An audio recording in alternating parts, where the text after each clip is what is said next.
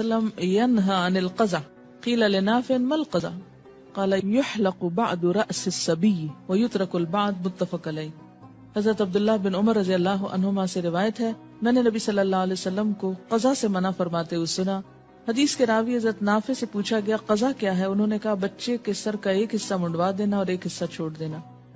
آپ نے آج کل بھی دیکھا ہوگا کہ بعض لوگ بچوں کی لٹ چھوڑ دیتے ہیں، یعنی سارا سر منڈوا دیتے ہیں، ایک حصہ یہاں سے نہیں مونڈتے اور وہ لمبی ہوتے رہتے حتیٰ کہ وہ بال بہت لمبے. میں نے خود کئی بچوں کے اس طرح کے بال دیکھے ہیں. منت ہوتی ہے، نظر مانی ہوتی کسی کے نام کی. جب وہ بڑے ہو جاتے ہیں، خاص عمر کو پہنچتے ہیں، تو پھر وہ کاٹ کر بال کسی خاص جگہ پہ لے جاتے ہیں اور وہاں دیگ وغیرہ چڑھاتے ہیں.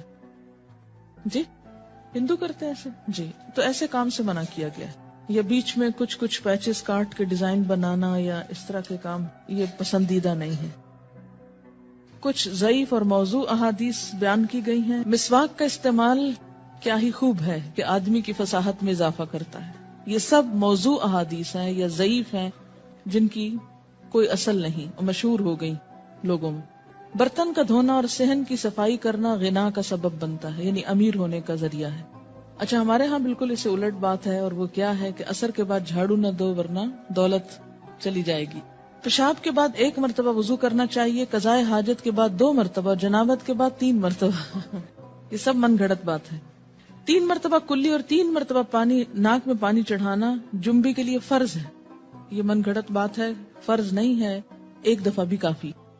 نبی اکرم صلی اللہ علیہ وسلم مسواک اوپر سے نیچے کے رخ کرتے ہیں، یہ غلط بات ہے. رائٹ سے لیفٹ کرتے تھے. کانا یشو صفاہ، دائیں سے بائیں، اور پانی گھونٹ گھونٹ کر کے پیتے. دین کی بنیاد صفائی پر ہے. یہ نہیں ہے حدیث ہے کہ طہارت نصف ایمان ہے.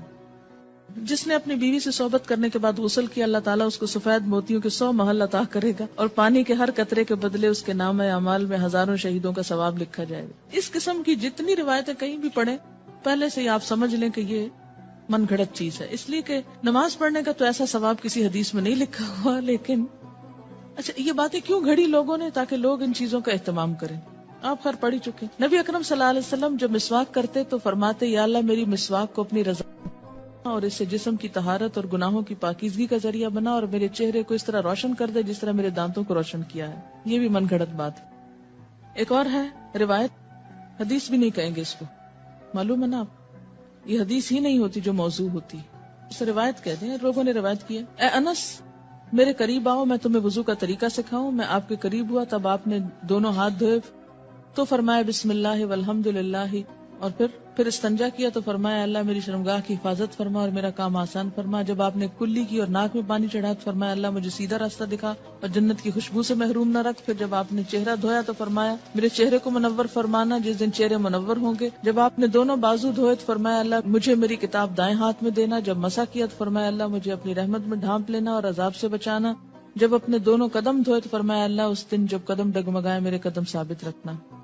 یہ حدیث موضوع ہے، اس کی کوئی حقیقت نہیں. حضرت علی بن ابی طالب سے روایت ہے کہ نبی صلی اللہ علیہ وسلم نے مجھے بلایا اور فرمایا اے علی مردوں کو غسل دیا کرو، کیونکہ جو میت کو غسل دے گا اللہ اسے 70 مرتبہ معاف فرمائے گا. اگر اس میں سے ایک مغفرت ساری دنیا میں تقسیم کر دی جائے تو سب کے لیے کافی ہو جائے گی. کیا آپ ایسی بات فرما سکتے ہیں؟ میں نے عرض کیا یا رسول اللہ صلی اللہ علیہ وسلم جو شخص میت کو غسل دے وہ کیا پڑھے؟ آپ نے فرمایا وہ غسل سے فارغ ہونے تک غفرانہ کا پڑھتا رہے. اس کی بھی کوئی حقیقت نہیں. گردن کا مسح کرنا خیانت سے بچاتا ہے، یہ بھی من گڑت بات ہے. جس کا وضو ٹوٹ جائے اور وہ وضو نہ کرے تو اس نے مجھ پر ظلم کیا، اور جس نے وضو کیا اور نماز نہ پڑھی اس نے بھی مجھ پہ ظلم کیا. یعنی اس کا آپ پہ ظلم سے کیا تعلق ہے؟ سوچنے کی بات ہے. ایسی آپ کہہ سکتے ہیں ایسی بات؟ اور جس نے نماز پڑھی اور میرے لیے دعا نہ کی اس نے بھی مجھ پہ ظلم کیا، اور جس نے میرے لیے دعا کی اور میں نے اس کا جواب نہ دیا میں نے اس پہ ظلم کیا، کیونکہ میرا رب ظلم کرنے والا نہیں. خدا جانے کہاں سے باتیں ہیں. جب وضو کرو تو آنکھیں خوب تر کرو. یہ کہنے کی ضرورت اس لیے کہ جب منہ پہ پانی پڑے گا تو آنکھیں کہاں سے بچیں گی. اور اپنے ہاتھوں سے پانی کو نہ جھاڑو کیونکہ ہاتھ شیطان کے پنکھے. جمعہ کے روز ضرور غسل کرو، خواہ 1 دینار کے بدلے پیالہ بھر پانی لے کر ہی کرنا پڑے. یہ بھی موضوع حدیث. سنت یہ ہے کہ ایک تیمم سے صرف ایک ہی نماز ادا کی جائے اور دوسری نماز کے لیے دوبارہ تیمم کیا جائے. جو وضو کر کے سویا پھر اس رات مر گیا وہ شہید ہے. یہ بھی ایسی من گھڑت بات. جس نے وضو میں گردن کا مسح کیا اسے قیامت کے دن زنجیروں کی سزا نہیں دی جائے گی. من گھڑت بات. میں اس لیے من گھڑت بول رہی ہوں کہ اگر کوئی باہر بیٹھا سن رہا ہو تو ایسا نہ سمجھے کہ یہ شاید میں کوئی اصل